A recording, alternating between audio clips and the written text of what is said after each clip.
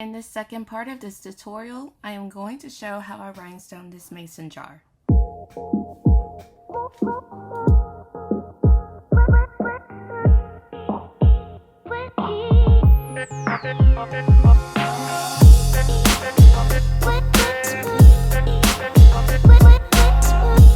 So I will start off by rhinestoning the outlines. I have a bunch of different mixtures of black. They range from SS3 to SS30 if you get the mix, but I do have some of the stones separated by sizes. You can buy these separately.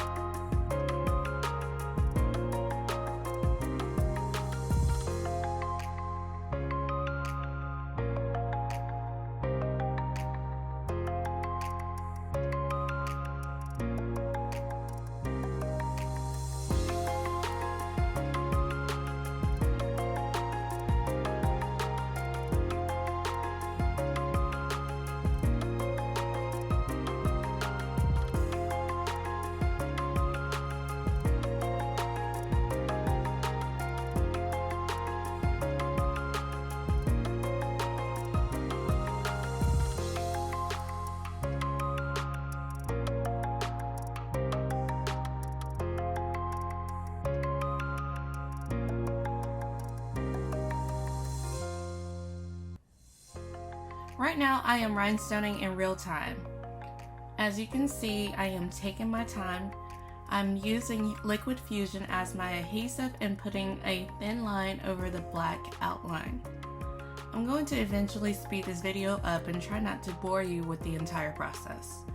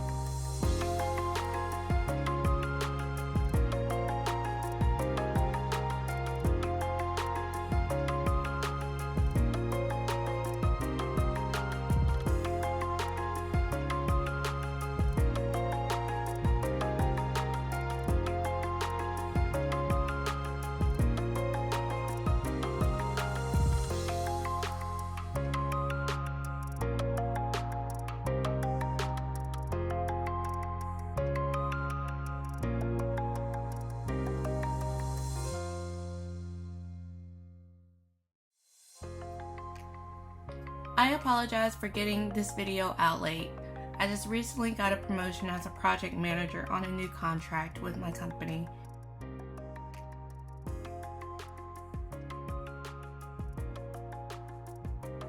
They have your girl really working, but things are starting to slow down, so I should be back putting out videos on a weekly basis.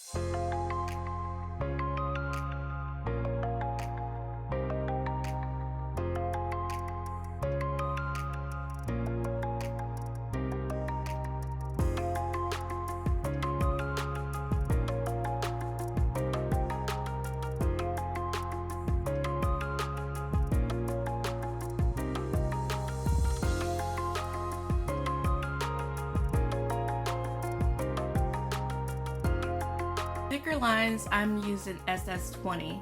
The smaller lines, I'm using SS10.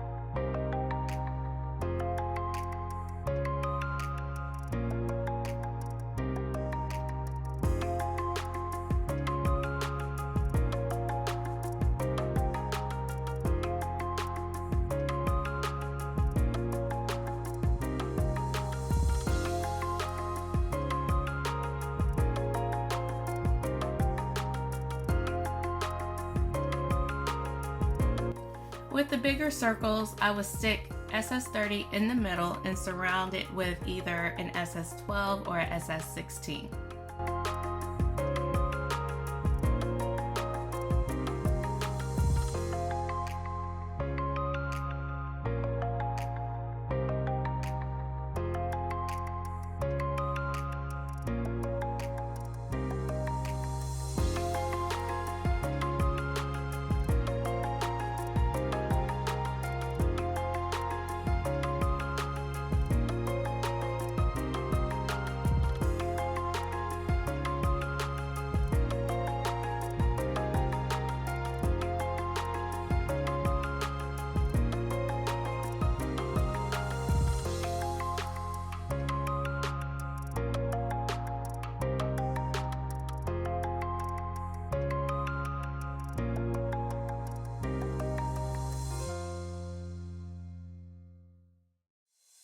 I'm not going to show myself rhinestoning every color, but here I am using new coating purple.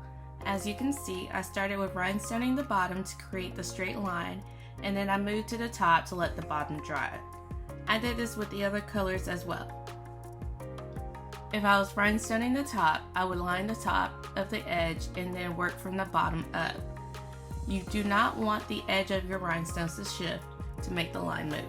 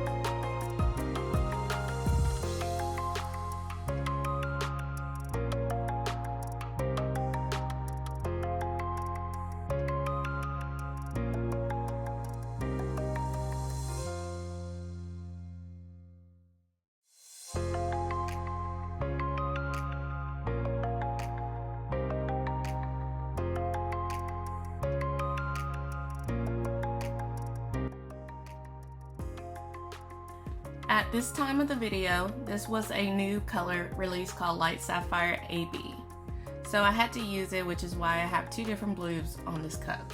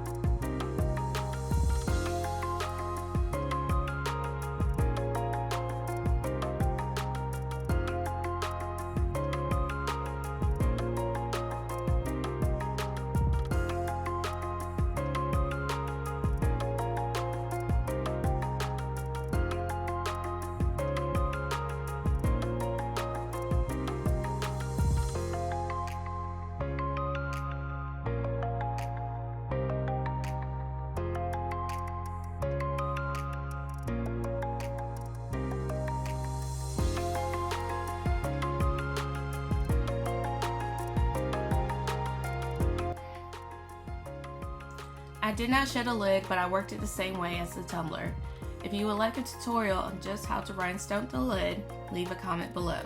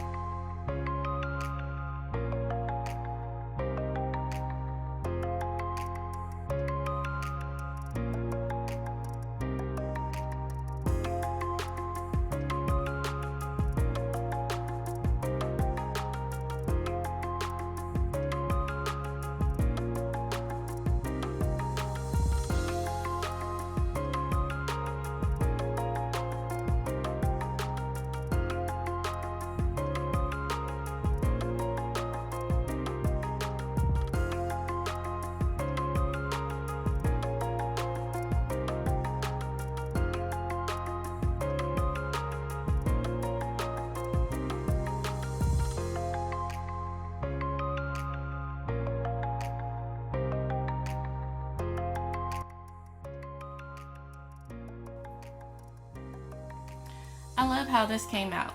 Hopefully I inspired you to create your own abstract mason jar using rhinestones.